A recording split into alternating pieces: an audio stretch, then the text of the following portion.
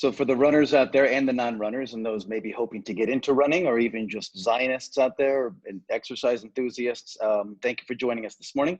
I'm David Jolovitz, the Center's Director of Health and Wellness and proud gym rat. Famed author Mina Samuels once wrote, "Our running shoes have magic in them, the power to transform a bad day into a good day, frustration into speed, self-doubt into confidence, chocolate cake into muscle."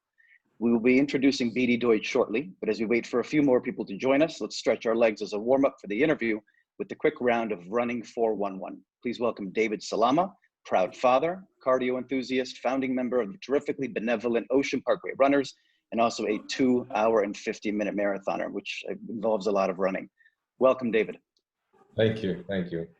Let's do some rapid fire Q&A as we wait for some others to join us. So just pulling in from the catacombs of your memory, your running expertise, it's well known that poor form can cause injury. Can you briefly describe what proper form running looks like and what most people get wrong?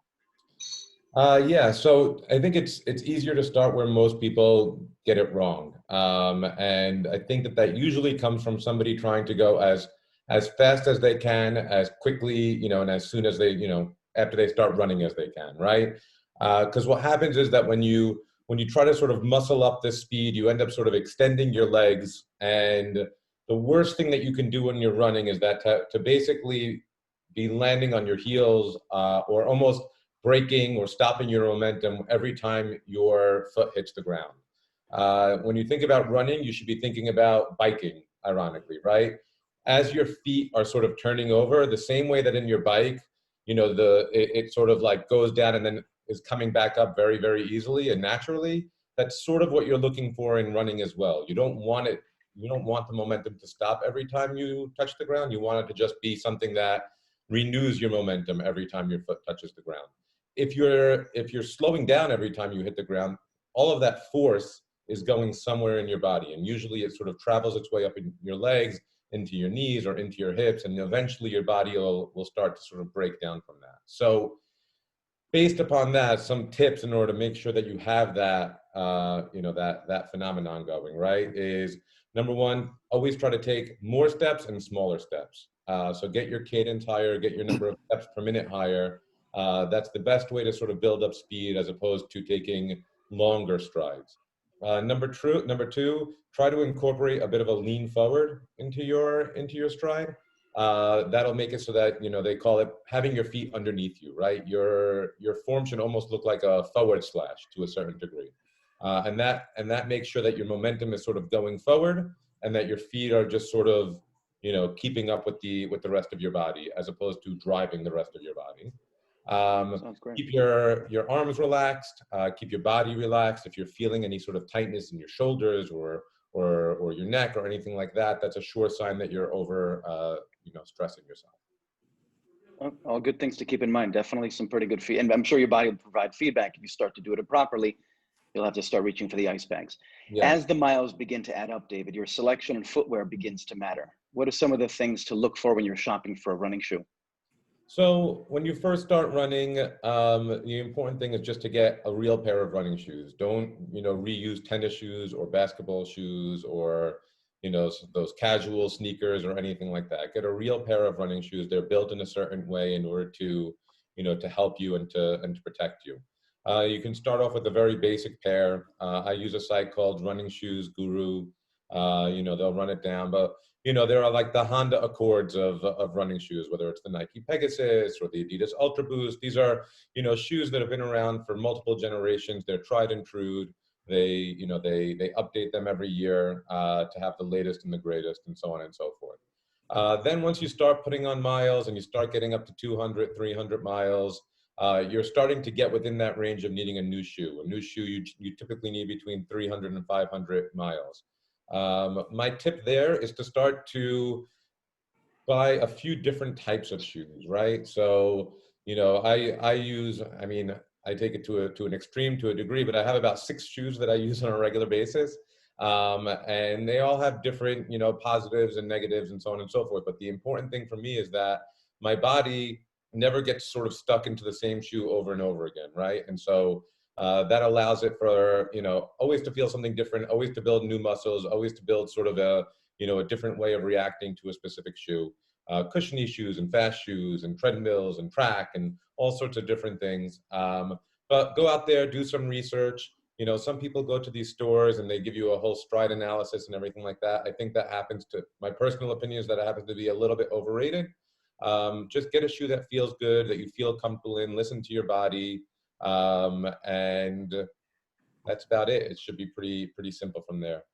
Sounds great. Let's throw one more at you before we launch to Nemo, who's going to introduce our guest speaker in Beatie Deutsch. As you know, the temperatures are dropping outside. Can you share with us some quick tips for running during the winter to kind of de-winterize, if you will, when nature might have other plans for your body? Yeah, so the first thing is that running in the winter is awesome. If you know, running in the summer in the oppressive humidity really is, you know, the worst. And a lot of people, especially new runners, think that you shouldn't, you know, you can't run in the winter. It's the opposite, right? Like you get out there, 5 minutes, you might be a little bit chilly, but your body starts to warm up and then you start to feel really comfortable. So a couple of tips. Number one, get a great pair of gloves or mittens. You know, something that'll keep your fingers warm. Good, you know, headgear. Wear layers. This way you can sort of take something off if you get a little bit, you know, a little bit too warm. Keep your core warm. If you keep your core warm, it'll sort of radiate out and keep the rest of your, you know, extremities warm. And get stuff that's moisture wicking or sweat wicking, because you'll be surprised. You can be out there, 30-degree weather, 20-degree weather. If you're, you know, you start working, you start to sweat, and underneath all those layers, that stuff can sort of get trapped up. And then the last thing, on your feet, they do have like all-weather shoes. You know, Nike does something called the Shields that have, you know, they're waterproof and they have good gripping. Other manufacturers have similar products. It's important in the winter, just be careful. If you go out early in the morning specifically, there's often little patches of ice, just from, not even from rain, just from like dew or condensation that sort of freezes overnight. Just be careful, keep your eyes down, make sure that you step, you know, carefully, you know, make sure that you're wearing shoes that have good grips on the bottom, not something that's sort of worn away. And that'll help you from falling, which is the worst. Great. Thank you. All great answers. If you've got questions of your own, don't forget you can message the center in the chat section and we'll be getting to them. Nemo will be asking them to Beatie Deutsch. David Salama, thank you for your time and stay safe out there. Thanks. For those of you joining us now, I'm David Jolovitz, Director of Health and Wellness at the Sephardic Community Center.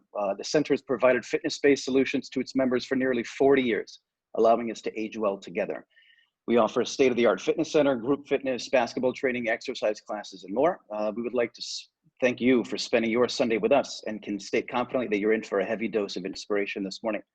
Our conversation with Beatie Deutsch comes at an important time when a global shutdown has forced two central issues into light: faith and fitness. Each possesses the transformative ability to enrich one's life and limb. Today, to help unpack this conversation, we are proud to team up with the Ocean Parkway Runners, a Brooklyn-based nonprofit organization dedicated to the pursuit of an active lifestyle through running. OPR builds a sense of community among runners in South Brooklyn by keeping active and engaging in charitable activities to support the community at large. You also might recognize them speeding down such roads as Avenue T, Avenue R, Kings Highway, Prospect Park, Disney in Florida. They're seen pretty much everywhere. Representing the Ocean Parkway Runners this morning and leading this morning's conversation is Nemo Bussu. He's the founding member of the Ocean Parkway Runners and still serves on their committee. He is an accomplished marathoner and half marathoner, as well as a dedicated husband and father to 3 sons, Moshe, Isaac, and David. Through actions and words, he has inspired many, including his own family, to take up running and lead a healthy lifestyle. And finally, importantly to us, he is a proud sponsor and supporter of the Sephardic Community Center and a believer in all the good that we do.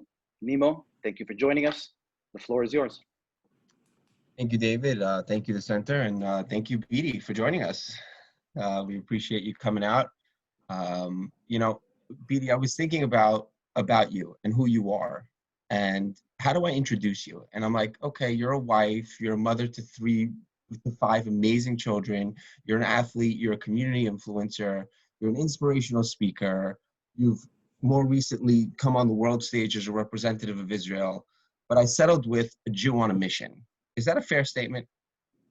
Yeah, I like it. Yeah. I mean, I'm just a simple Jew, you know? It's good. We'll start with that. A Jew on a mission. So I wanted to start today's conversation off with maybe dedicating this conversation in memory of Esther Horgan. She was a 52-year-old wife, mother of 6, grandmother, beautiful community member. And on December 20th, just a little less than a month ago, she went out for a run and was murdered by a terrorist in Israel. This story was personal to many of us in the Jewish community and especially in the running community. But I know it hit home for you. Do you want to take a minute just to talk about her, or just tell us a little bit about her, or what she meant to the Israel community?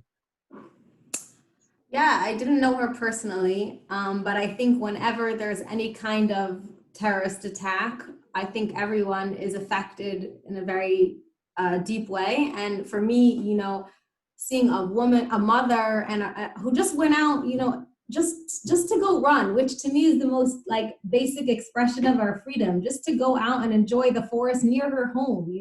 I do that every single day. I go run in the fields and the hills, and she was brutally murdered on her just daily afternoon run. She didn't get a chance to say goodbye to her family. Her family had no idea she wouldn't be coming home.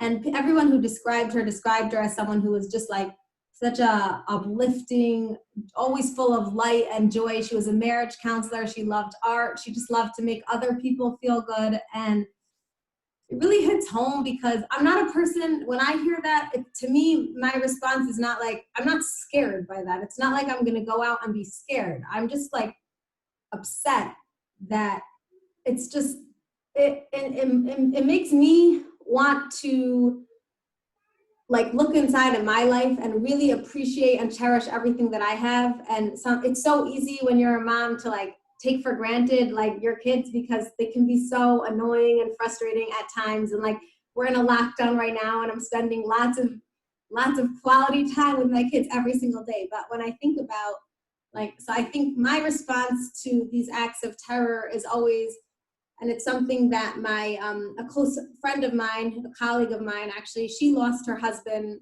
in the brutal terrorist attack in Har Nof. And I also lived there when the 5 men were murdered in a synagogue in Har Nof, and it was terribly upsetting.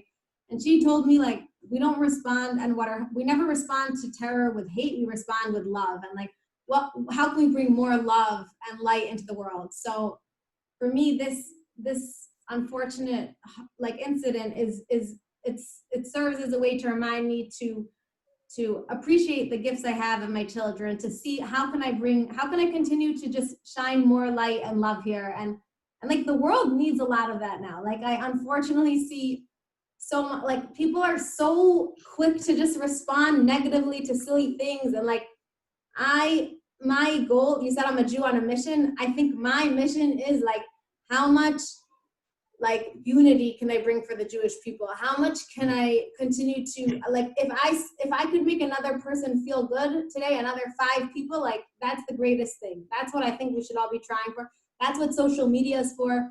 That's what our purpose here is for. Uplift other people, make other people feel good, unite the Jewish people. And that's what Esther Hargun, like, when neshama has to leave the world, when Hashem takes a neshama, it's obviously for all of us. We need it as a tikkun to the world, and we need it for us to become better. So to me, it's just, how are we going to grow and change from such a terrible thing? So let's continue to try to spread light in her memory and stay healthy in her memory. She passed away doing something that we all love, and Be'ezrat Hashem, Hashem Yikom Dama, and may she be a blessed memory. So I want to focus on Beatie a little bit, but I want to go before Beatie was Beatie. So you were born in Washington, D.C. You grew up in Passaic. Passaic is not exactly known for producing marathon runners, but tell us a little bit about what that was like. So you grew up in a regular home. You grew up in a regular town. Yeah, my parents are not, I wouldn't say they're like typical. They're both Balei Tshuva, so they like, always were very open-minded and very encouraging of us like pursuing whatever it is we wanted in a certain way. But being that I grew up like in a really frum community, like it never crossed my mind. I was just thinking about it today, like 5 things I thought I'd never do in my life. Like if you had told me I was gonna be, I went to a really ultra orthodox seminary. Like if anyone had told me in seminary, like, oh, you can have a career in athletics and be a frum woman, I would have laughed in their face. Like, no, they don't go together. You don't pursue athletics at the highest level and go race and also be a frum mom. But I did always know that, like, I could do something. Like, I was a very independent. My parents raised us in a way that we could think for ourselves. We could be independent. We could be out of the box. And like, the biggest thing I always tell people is like, you do you, and don't worry about what other people tell you. Because one of the, like, I think the beauty of Judaism is community, but it also creates so much conformity that people are scared to stand out. And I don't think there's anything to be scared of. Like, if you have a passion, you could pursue it.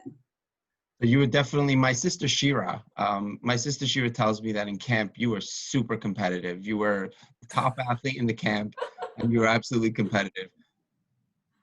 Yeah, I'm a naturally competitive person. Yeah. Okay. So but the thing is, there was a little bit of nature in there.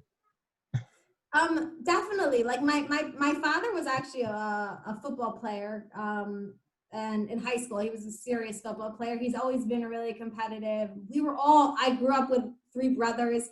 We'd always be like boxing each other out. I actually did taekwondo. Like, if anything I did, I was like that. My mother was like always terrified I wasn't going to come home safely, because like I'd be jumping off cliffs, like not thinking about the consequences. So now I say, like, running has given me this opportunity to push my limits in the safest way, because you're not going to get injured. Right? It's not like I was going to say, your mother must be really excited that you're running. It's pretty safe. Yeah. But I still literally get to test my limits all the time. So it gives me that adrenaline rush, and it's so healthy as a mom. It's like the greatest outlet ever. So in 2008, you moved to Israel. And then a year later, you get married. I didn't move to Israel. I came to Israel for seminary in 2008. I only I only made Aliyah after I got married, but yeah. Right. So that's in 2009. And then what were you doing at this point? What were you doing as a career-wise? I was living in Beitar. My husband was learning in yeshiva, and I was trying to figure out what to do. Literally, like, I remember I had lined up a whole bunch of jobs over the summer, and then everything fell through. I was like one of those, like, newly married, like, no one wants to hire you for seminary. I wanted to teach. I had so much I wanted to do, but like, no one thought I was capable because I was 19. And I ended up actually going to get my master's in school counseling in a program in Ramat Gan. And I had 2 kids in, like, less than 2 years, like a year and a half, really close in age. So I was like, babies and trying to get a master's degree in counseling. I thought I was going to be like a therapist, a school counselor, maybe. Close. I think you are, in a way, a therapist to many who puts out good words and love and inspires. So I read that you were actually a communications officer for Olami. Was that spreading the message of Judaism to students and young professionals? I found that interesting. So yeah, that actually happened later on. We spent 3 years in Beitar, and then we moved to Tucson, Arizona, and we spent 2 years working on a college campus with college students. Those were the 2 most intense years of my life. It was amazing, but I hosted like 60 to 100 students every week. I had like 3 little kids under 3, and it was just a lot. And I'm so sad now thinking back. Tucson is so gorgeous. I didn't take advantage of the running at all because I was too busy, supposedly. And then when we moved back to Israel, we moved to Har Nof, and I ended up getting a job with Olami, which was incredible to be able to impact students on even broader level. And yeah, I worked for Olami for 5 years. Wow. So I found it really interesting that, Beatie was sort of doing Beatie, a woman on a mission, a Jew on a mission, before you were given this massive microphone. So up until 2016, nobody really knows who you are. And then all of a sudden, tell us a little. Nobody knew who I was in 2016. No one knew. I got to remain anonymous for a long time. Right. So then in 2016, let's talk about your running career a little bit. So your marathon origin story is pretty typical. Tell us about your first marathon. Yeah, so I was tired of being out of shape. I had 4 kids in 6 years, and I realized like when I was like couldn't breathe after 100 meters on the beach with my family, and I just like came in dead last in the race. I'm like, oh my gosh, something has to change. And I remember I told my husband, like I supported him doing Bike for Chai, and I said to him like, that's it, I'm gonna run a marathon. And the amazing thing is, he didn't tell me you're crazy, like you haven't run any other distance in your life before, like why don't you start with something smaller?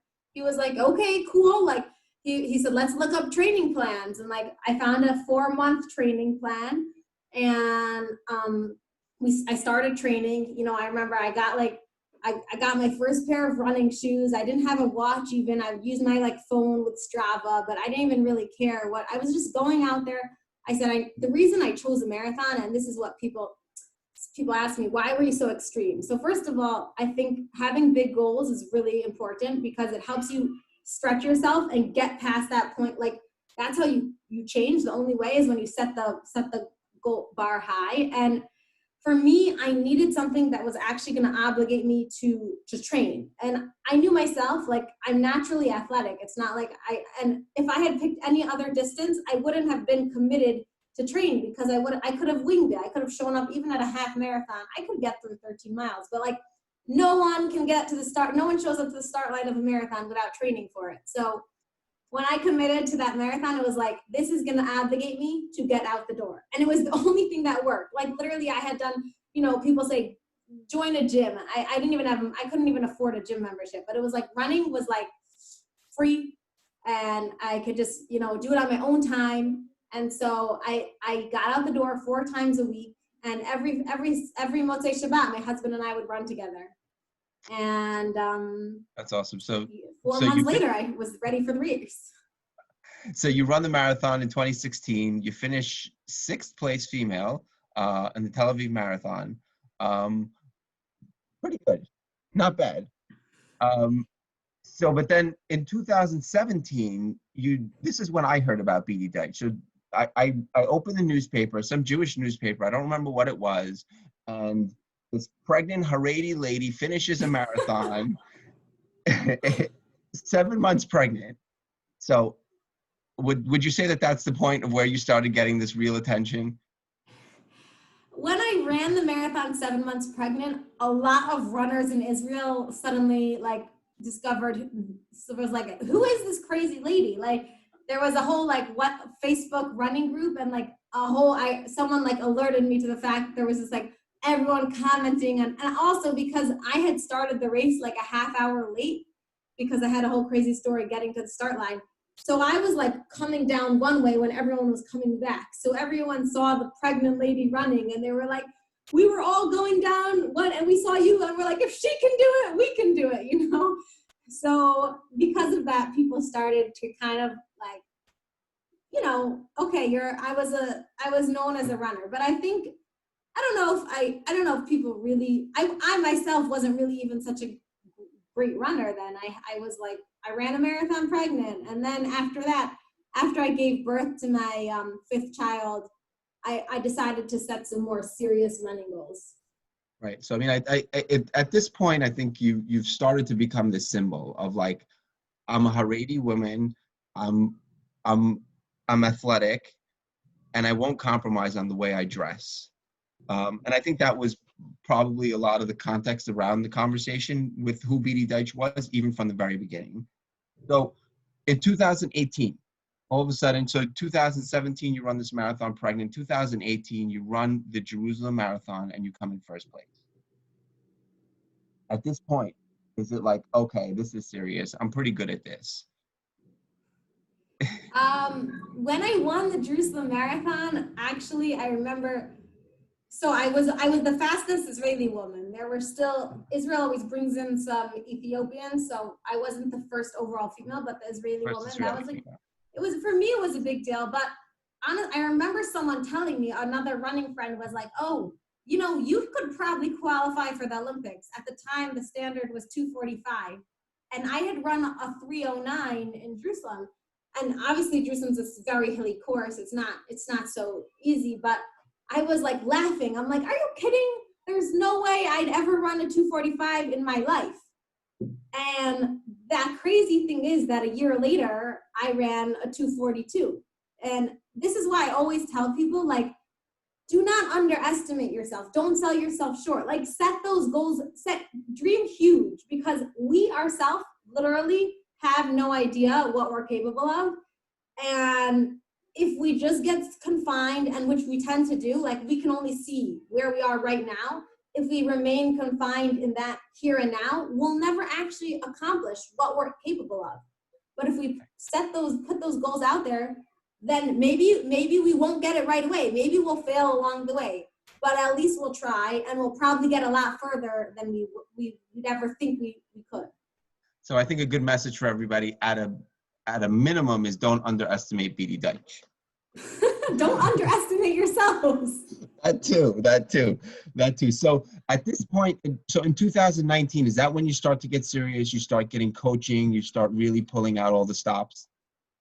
Well, I joined a running group after I won the Jerusalem Marathon. I joined a running group shortly after that, and that running group was the group I trained with for the Tiberia Marathon in 2019.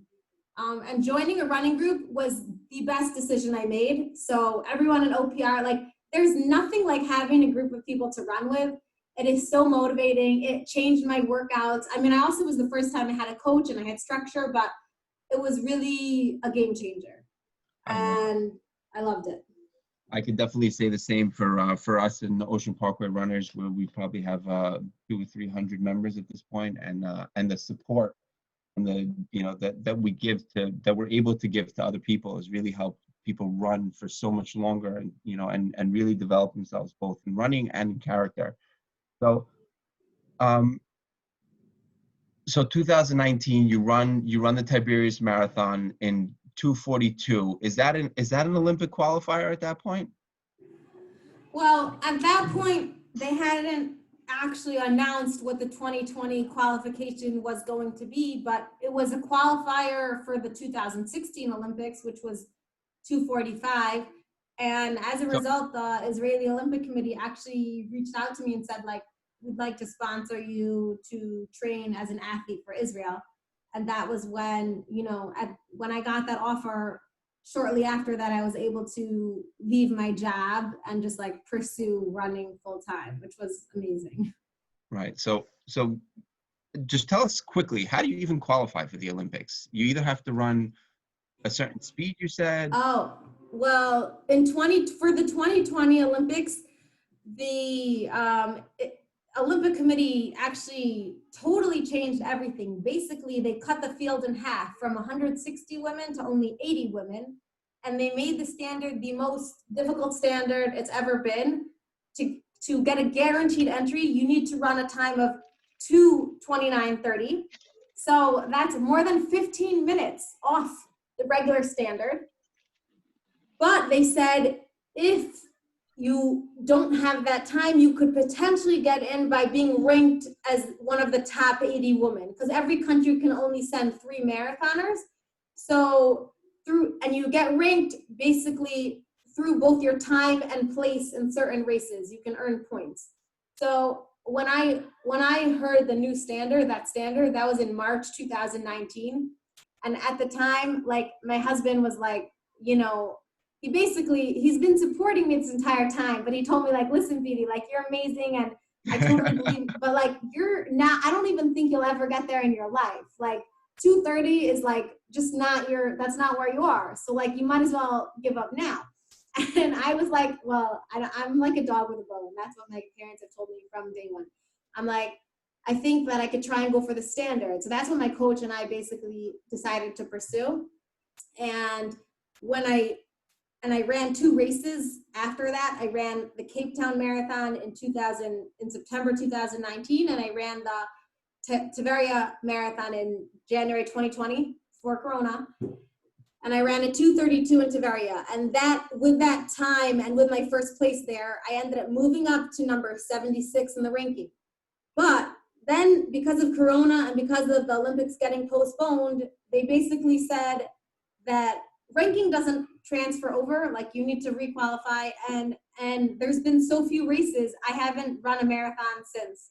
And I also just, the one marathon that I had lined up, I also got injured leading up to that. So it's a journey. I don't know, I don't want to go on too long if you have other questions. But. No, that's good. I wanted to talk about that, but let's talk about the Olympics for a minute. So the Olympics was your goal for a couple of years now, and you've been working really hard to it, but then it transformed into this whole other, in true Beatie form and fashion, it turned into a big story. So tell us a little bit about Shabbat, the Olympics, and your journey with that. Yeah, so I definitely, I don't think that anything is, everything is perfectly orchestrated by Hashem. Everything happens for a reason. Like, my entire story is just so crazy that clearly this was also part of it. In October of 2019, or November, literally I remember it was right before a big race that I was supposed to run. Someone messaged me like, oh, by the way, the Olympic Committee just moved the date of the marathon, the women's marathon, to Shabbos. And I remember I was like, what, that can't be. Like, they've already put the schedule. I checked because that was the first thing I checked when I decided to pursue this goal, because I actually couldn't participate in the World Championships this year because it was a Friday night. And every other Olympics, the women's marathon, always on a Sunday. So I was like shocked, but it's true, they moved the location of the marathon. So they wanted to switch, they ended up switching the dates. And for some reason, the women's marathon was chosen to be moved to a Saturday morning. So I remember feeling kind of like defeated, but obviously it didn't even come up in my mind. Like, I'm not gonna run on Shabbat, and it's not even a question for me. And I was thinking about different ways, maybe there, I never give up very quickly. So like, in my mind, it was like, all right, we'll ask them to switch the date. Like, why wouldn't they switch the date? They could switch it with the bone. They could switch it with the race walk. Like, of course they'd switch it for me, Meanwhile, I'm like, I haven't even qualified. And like, the Olympics doesn't just switch dates of things, but I'm very optimistic. I had like someone in Israel who was very connected with Japanese. He told me he was going to work on it. We were building up a relationship with Japan. Then Corona hit. The Olympics got postponed, and I thought, okay, they're going to reschedule everything. I wrote a really nice letter to the technical delegate who was in charge of scheduling, requesting, perhaps when you're rescheduling, could you take this into account and put the women's marathon on a Friday instead of a Saturday? I got back a response like, nope, we can't take any religious matters into account.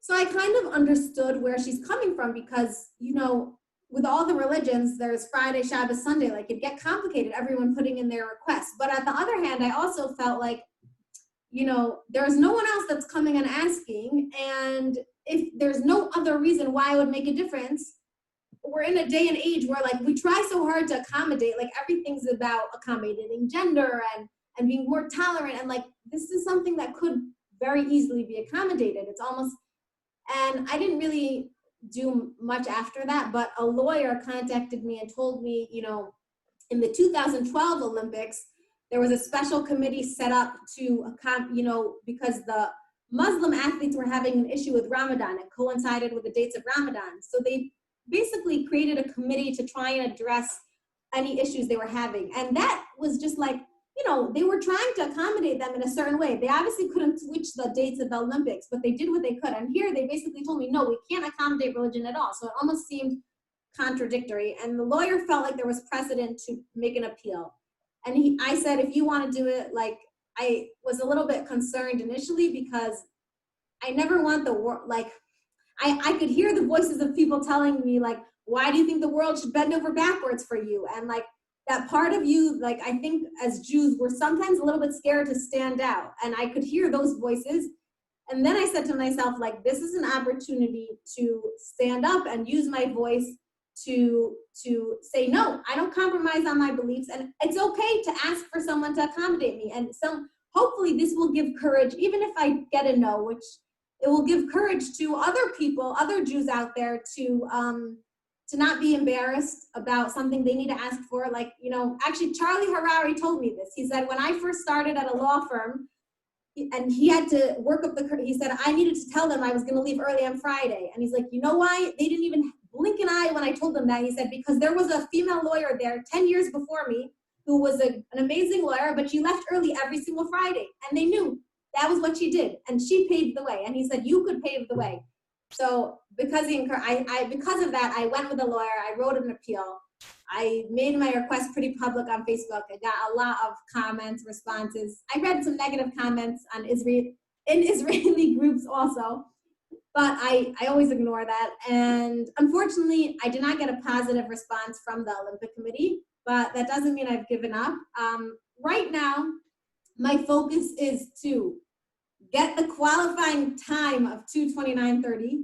Hopefully, God willing, I could do that, and then come back and see if we could do another appeal and see what they say, if there's anything they'll do. Does that have to happen before May? Yeah, there's it's sort of under wraps. I'm not sure exactly. In Israel, they're trying to put together like an elite marathon. I don't know 100%. I can't say any details yet. We'll see what happens, but it's really crazy because if it happens, it's going to be really soon. I just came back to training. I have my entire theme of this training cycle has been like, have faith, like trust that Hashem could get you there, even though you felt like you were so out of shape. You have to come work so hard. Like just have faith in the process and trust that like Hashem could do anything for you. That's what I'm doing right now. That's all. Amazing. So and working really hard. in true Beatie form, you've taken this whole thing of Shabbat and you really and the Olympics, and you've really elevated into a conversation for others to have. So you're a mother of 5 amazing and energetic kids. You shared with us right before that your kids were sort of making dinner on their own. It seems that you're sort of like in this. Your kids are a force to themselves. Most would contend that you probably shouldn't have the energy to do all the training and all the interacting and all the press and everything that you're doing. What's the magic? What do you have? What is it? There's no magic. People always tell me, oh, you must be so busy. I'm not very busy. I'm very focused on what I want to do. Like when I keep my priorities very clear. To me, the 2 biggest things that I'm going for right now are my goals as an athlete and to be as available and present as a mother for my kids.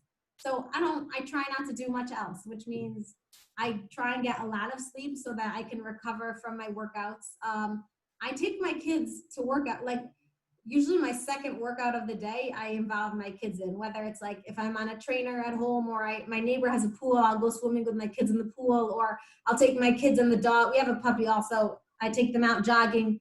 So they're involved a little bit. And really, I think that one thing I've learned is like, you can do whatever you want as long as it's something you want. Like if you want it badly enough, you'll always find a way. And to me, the biggest thing is like being clear about focusing on my priorities, blocking off my time accordingly, and like not letting myself get distracted by social media, or like I don't have a lot of downtime per se, but I get the things I want done, Your answer is focus, focus, focus. Yeah, try. What's your typical training day look like? Like just give us a top line really quick. What does a training day look like for Beatie?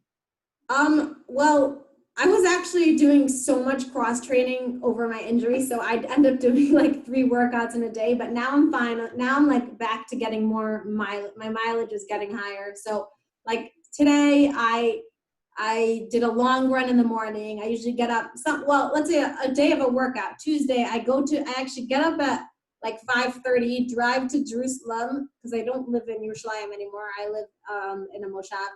I drive to Jerusalem, half-hour away. I do it's like 2 hours on the track between like the warm-up, the drills and strides, the workout, the cool-down, the short sprints. Then I'll do like a 45-minute strength training. The gyms are closed, so I just like meet my trainer at the track. We use what we can.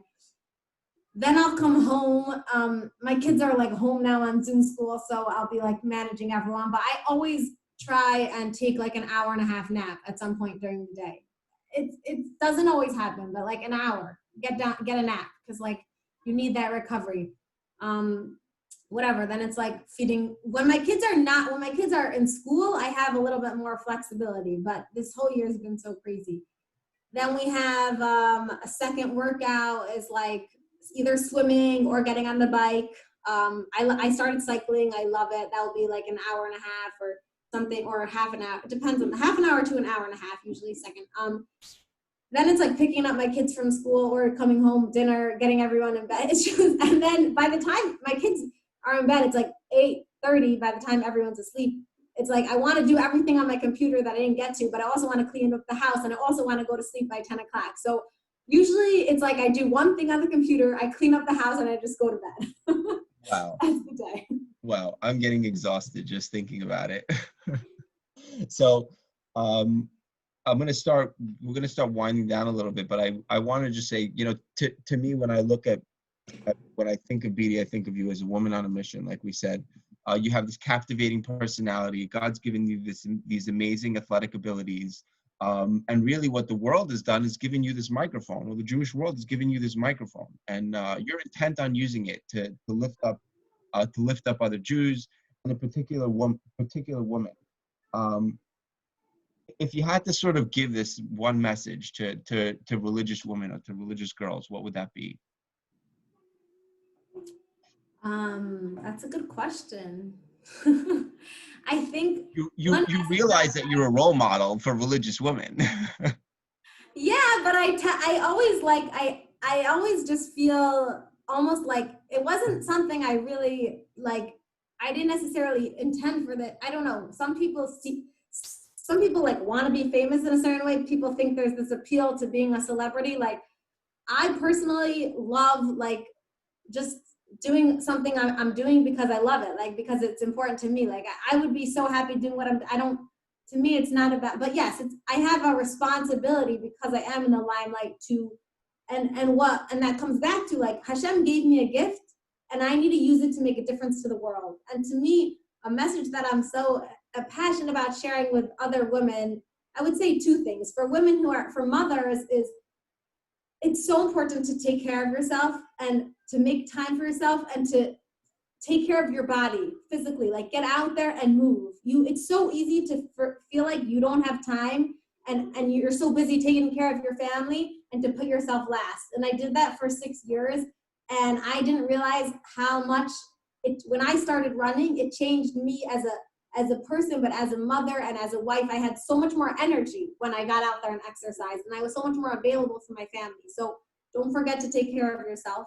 And for girls, for all of us to I think that every single one of us is unique. Every single one of us has a special gift that Hashem gave us that we can use to make a difference for the world. It's not always public. It can be in small ways, but our purpose here is to figure out what makes me unique and to shine that light so bright that we can create this incredible, masterpiece of what the Jewish people are. And all of us collectively together shine Hashem's presence into the world.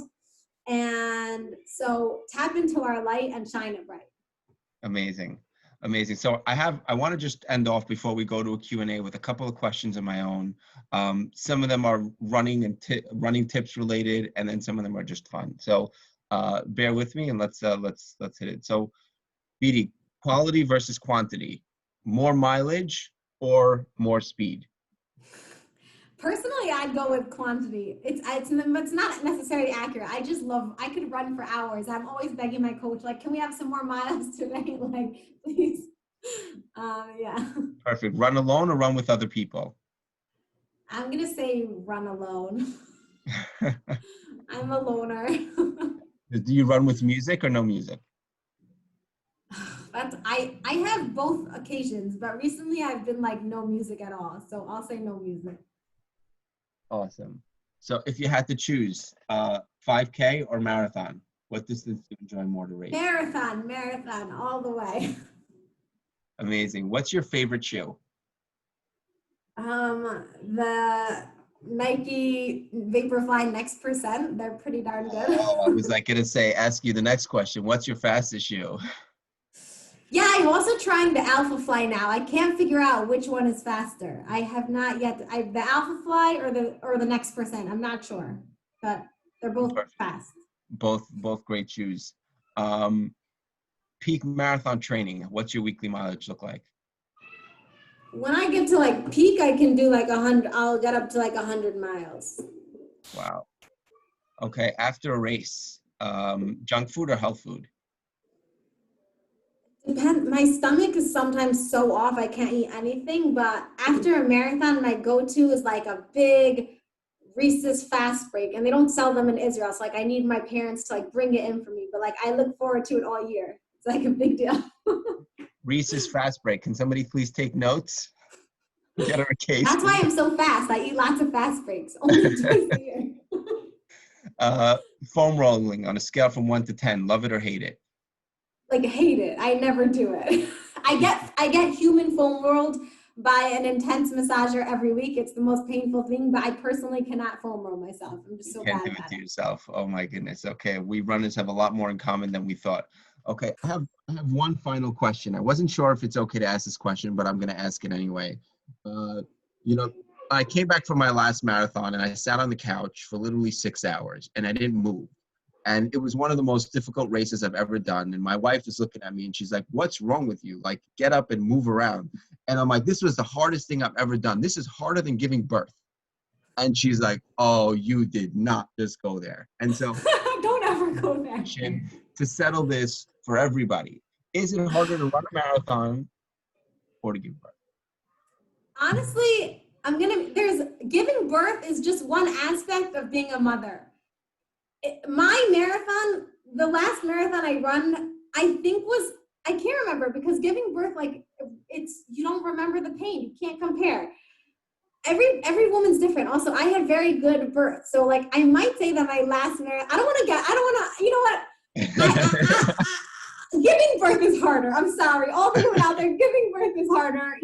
Unless you're running at a serious elite level, I don't know if you could say giving like marathons harder. Giving birth is harder.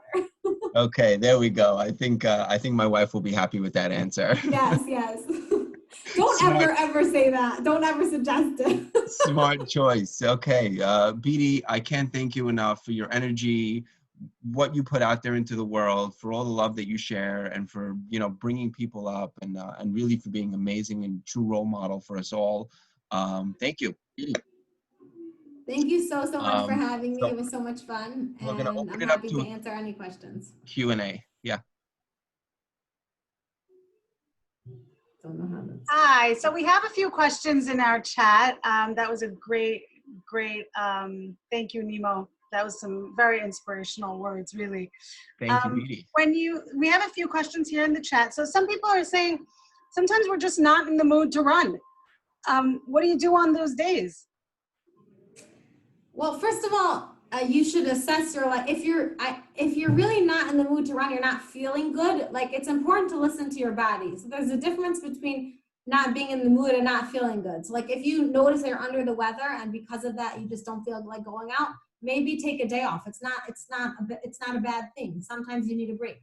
But if it's just because you're not motivated to get out the door, the biggest thing I always tell myself is like, you're gonna feel good after. The first mile might feel like crap, but if you put your shoes on and you get out the door, I guarantee you will never come back feeling worse. You will always come back feeling better. So like, do it for the after feeling. And if you're really still having trouble, like put on some great music, just like, start moving, and then tell yourself only 1 mile, but like you'll usually go for a few more miles because it starts feeling good after a mile. Yeah. I know you mentioned the Reese's Fast Break, but someone is asking, tell us a little bit about your diet. Everyone loves asking that question. It's so funny. I have celiac disease, so I'm gluten-free.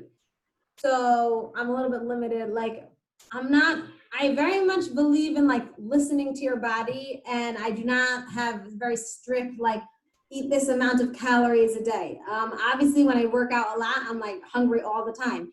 So I try and get like good quality food, but I usually have like oatmeal for breakfast with like some kind of like flax seeds, blueberries, chocolate chips. That's what I like. I also can't really eat before I run. I can run a long time without eating. Like it's a little, it's not so great because I need to get better at fueling while I run, but my stomach doesn't handle it. So I tend not to eat. I don't eat before workouts. Then when I come back from a workout, I always have a protein shake. Some people like really good smoothies with like fruit and vegetables. I don't like smoothies. So I just put like protein powder, coffee, milk, and ice. And it tastes like an iced coffee and it's like really good. For lunch, I love like salads, quinoa with like a protein, like tuna, salmon, like lentils. I'll eat like a beet burger. And then I'll usually have for dinner either some kind of, I don't eat a ton of meat, but like it's good to get some meat in, like ground beef or, and then I'll do chicken a few nights. And like, I used to eat a lot of cheese recently, not while I was training. I don't know. I don't even like it so much anymore. It's not so great for you. So like, I'm not a big dairy person. I think I have a lot of sweet potatoes. I have a lot of quinoa. I have brown rice. Those are my carbs. And I like a lot of vegetables also. And I love chocolate. I try not to eat it when I'm like have a big marathon goal, but like my big, like I eat, and they also started, they used to not have them, but Kind bars are like my favorite also. They started selling them in Israel, but like they're also not really expensive. So I like save it up for like post-workout Kind bar, you know? That's my diet basically. Awesome. So someone's asking here, is it better to train hard and race easy, or is it the opposite? Train hard and race easy? No, don't do that. You should always, your workouts should never finish you. Your races should always finish you. The point of a race is to see how hard can you get yourself, how hard can you push yourself. In a workout, you always want to leave a little bit over, because if you're working out, you know, I work out, I have a quality long run and 2 quality workouts a week. If I was always pushing my body to my max, I'd be injured. Mm-hmm. But I save it for the race, and on the day of the race, I know like I am going to go till my limit. And you know, when I cross the finish line, I don't want anything left in me. Okay, so someone's asking also, do you ever train on the treadmill if it's like if you can't get out? Yeah, I train on the treadmill if I have a double run, like when I do doubles, a lot of times it's in the afternoon, so it's like easier with my kids to do a short run on the treadmill. We'll entertain each other. And if it's really bad weather, like I don't mind running in the rain, but if it's like, and it's not so cold in Israel, we're a little bit spoiled. The weather was like gorgeous the past like month. But if it's raining and it's like really nasty weather, I'll go on the treadmill, you know. It's not a bad, treadmills are great. And someone asked here, what's your recovery like after a marathon? I generally will take about a week off of running after a marathon. Mm-hmm. And after 6 days I'll go for, or sometimes 5, whatever, go for an easy run. And then, some athletes do 2 full weeks off. If I'd have and I think that's good if you're after a whole year of intense training, I'll run 2 marathons in a year, then I'd probably do a little bit more time. But yeah, you definitely need to give your body time to recover. And obviously during that week, I try and get as much sleep as I can, and massage, compression socks, just I'll swim to stay active a little bit, and yeah, enjoy. Hopefully, if it was a good race, I'll feel good. Okay. Nemo, I think that's it for our questions. Okay. Beatie, thank you very much for joining us. Thank you for taking the time. I spoke to you last week, and you were like, okay, I have 5 minutes. I got away from my kids. So I appreciate it. So we really appreciate you taking the time out of your family time to join us and to inspire us. And we look forward to hearing more of your story and sharing your journey with you. Thanks so much, guys. Pray for me that I make that goal. I need all the prayers I could get right now. And hopefully, we'll all be celebrating in Israel really soon. We'd love to see you guys here. Thank you so much. Thank you, guys. Okay. Bye-bye. Have a great rest of your day. Thank you, everyone, for coming. Thank you. Bye-bye.